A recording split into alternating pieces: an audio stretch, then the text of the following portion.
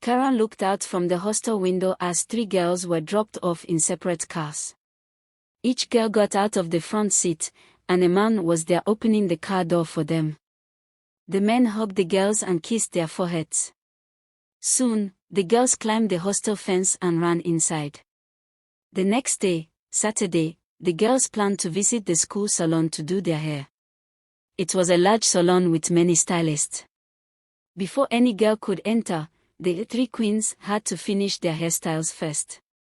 They paid extra money for the stylists to focus only on their hair. The whole school waited for them to finish before others could start. Karen came from a poor family but won a scholarship to this prestigious all-girls boarding school. She and Ella were the only 2 students with Madam Margaret's scholarship. Because of extra expenses, Karen and Ella did their simple weaving hairstyles for each other. They could not afford the luxury of the school salon. Their pocket money was barely enough. After finishing their hair, Karen and Ella went back to their dorm to rest. Meanwhile, Sandra, Jennifer, and Mona Lisa laughed loudly, mocking them. "Look at those ugly monkeys," they said.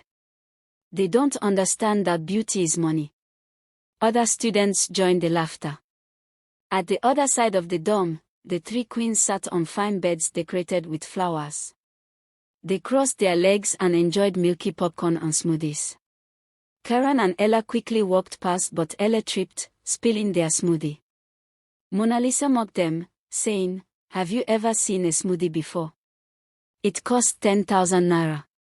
Karen was shocked and said she couldn't afford that. In class the next day, Mona Lisa approached Karen and started a conversation. "You study hard, don't you?" she said. Karen nodded. Mona Lisa smiled. "We have a party next week. If you come with us, we will accept you as one of us.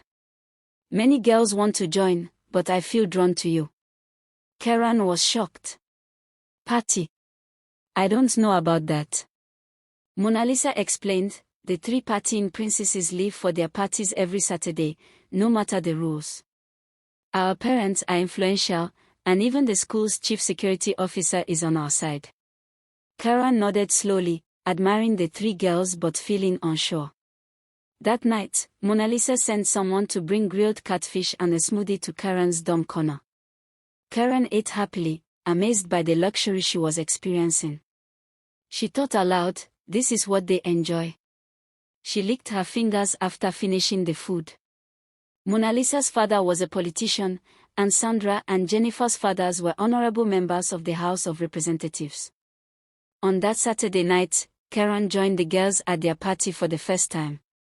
Karen tried to catch her breath as she looked around the lavish party. Soft music played and disco lights flashed. Sandra and Mona Lisa immediately hugged their boyfriends. Karen stood awkwardly in the sitting room, remembering her mother's warning to avoid distractions and focus on studies. A tall, handsome young man approached Karen. His presence was confident and warm. "Hello, beautiful angel," he said with a smile. "Can I keep you company?" Karen's heart skipped a beat. "I'm fine, sir, thank you," she replied softly. The 3 partying girls returned with glasses of whiskey. "Hey, Karen," they teased. "Hope you're catching on. You didn't even take your drink." Karen stayed silent as they laughed.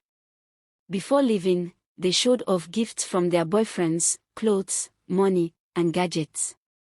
Karen was given a new iPhone by Mr. K. After the party, the girls climbed back over the school fence and returned to their hostel. Karen felt happy and important, now part of the happening group. She called Mr. K every day, while the other girls talked with their boyfriends on expensive phones. At their next outing, each girl entered separate rooms with their boyfriends. Mr. K touched Karen, but she protested, "I can't do this. My mother warned me." Mr. K became angry and demanded his phone back, pushing her aside. When the other girls returned, Mr. K told them he wanted a girl who knows what's up, not local girls. Back at the hostel, the 3 girls mocked Karen. "You missed your chance to be a big girl," they said. "Why are you so childish? Your mother's advice. We all have mothers. Karen hesitated, scared of getting pregnant, but they said, there are drugs that fix that. Karen eventually made up her mind. She decided to become one of the big girls like Sandra, Mona Lisa, and Jennifer. After all, Mr. K had promised to marry her once she finished high school. She threw herself into the lifestyle, meeting Mr. K every Saturday and joining the other girls for partying and drinking. As the weeks passed, Karen became accustomed to her new lifestyle. She and the other girls started drinking regularly and spending time with their boyfriends. Each time Karen became pregnant, she would take abortion pills to flush it out, but one day, nothing happened. Her stomach began to grow, and she realized she was truly pregnant. Karen went straight to the hostel bathroom, taking more abortion pills, expecting the pregnancy to go away. But it didn't work. Frustrated, she turned to her friends Sandra, Jennifer, and Mona Lisa, but they couldn't help her. Why do things always go wrong for you? They asked.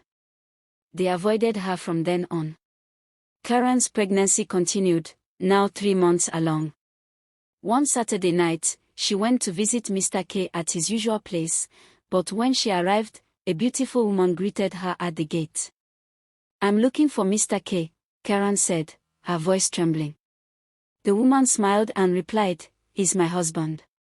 Madame Loretta laughed and explained, Mr. K has a wife and children in the village. You are just one of his girlfriends. You're the third one to say you're pregnant by him. Karen felt her world crumble, sitting on the ground as she cried, overwhelmed by the truth. Karen, left alone and crying, remembered her mother's advice to stay away from men and focus on her studies. She didn't know whether to go back home to her mother in the village or stay at the hostel. With no money to travel, she decided to return to her dorm and figure things out. Later that night, Karen went to Mona Lisa's room and begged her to help. She asked Mona Lisa to take her to an abortionist. After some hesitation, Mona Lisa finally agreed to help. The next Saturday, they climbed over the school fence once again and went to a quack doctor who performed the abortion. At the doctor's place, the procedure was done in a rushed, unsafe way. Karen was 4 months pregnant, and the doctor warned them of the risks. The two girls pleaded, and the doctor reluctantly agreed to perform the abortion. Afterward, Karen was exhausted, and they returned to the hostel. Just as they were about to enter the hostel, Karen collapsed from severe bleeding. Students nearby saw her fall and immediately raised an alarm. The school authorities rushed her to the hospital, but despite multiple surgeries to stop the bleeding, it was too late. Karen passed away from blood loss. At the hospital, Karen's parents were informed, but it was too late to save her. The doctors worked tirelessly, but Karen's injuries were too severe.